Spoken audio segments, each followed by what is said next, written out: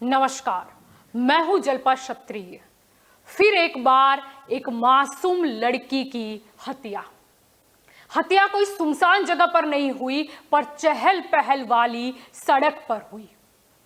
दिल्ली से दिल झकझोर देने वाली घटना बीते कल सामने आई। दिल्ली के शाहबाद डेरी इलाके में 16 साल की नाबालिग लड़की साक्षी की चाकुओं से गोदकर हत्या कर दी गई। घटना सड़क के बीचों बीच हुई। पब्लिक देखती रही और उधर आरोपी हत्यारा मोहम्मद साहिल चाकू से नाबालिग पर वार करता रहा। हत्यारे ने कई बार चाकू से वार किए, उसके बाद भी उसका शैतानी दिमाग शांत नहीं हुआ। बाद में उसने पत्थर से भी हमला किया, वो भी एक बार नहीं बार बार पत्थर उठाकर मारा, जिसने फिर एक बार सवाल खड़ा कर दिया कि आखिर क्या कानून का, पुलिस का कोई खौफ नहीं है क्या? आखिर ऐसा दुस्साहस करने का कुविचार तक कैसे आ जाता है? ऐसा नहीं कि इस तरह की घटना पहली बार हुई। आए दिन बार बार एक ही खबर कि लड़की की हत्या हो गई। हर बार मन पर पत्थर रखकर यह उम्मीद कर ली जाती है कि शायद ये घटना आखिरी होगी, अब शायद कड़ा कानून बनाया जाएगा, कड़ी से कड़ी सजा का प्रावधान सुधार किया जाएगा, पर फिर वह उम्मीद चकनाचूर हो जाती है। न पकड़े जाने का डर, न सजा का डर, न कानून का डर।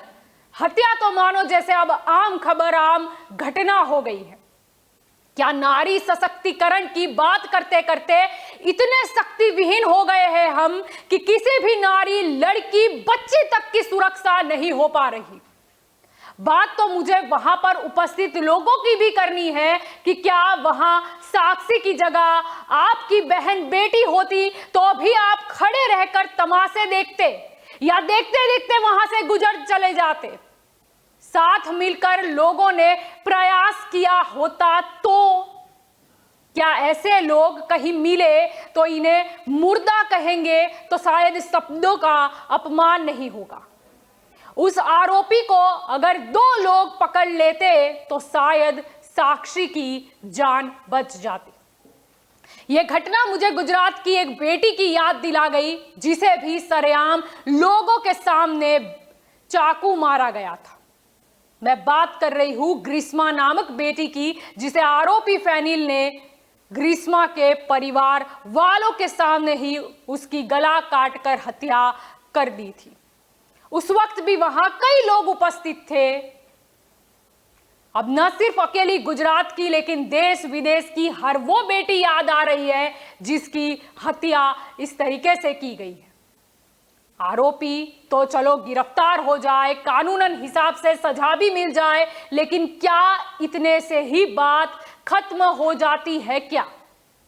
जैसे साक्षी की हत्या करने के बाद साहिल बुलंदशहर में रहने वाली बुआ के घर चला गया।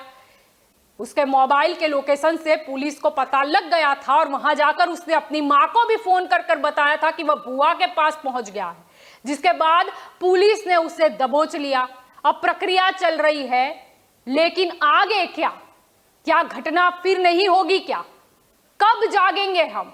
अब तो समय की मांग है, या यूं कह लो जैसे अति आवश्यकता है कि फांसी से आगे की भी सजा का प्रावधान हो।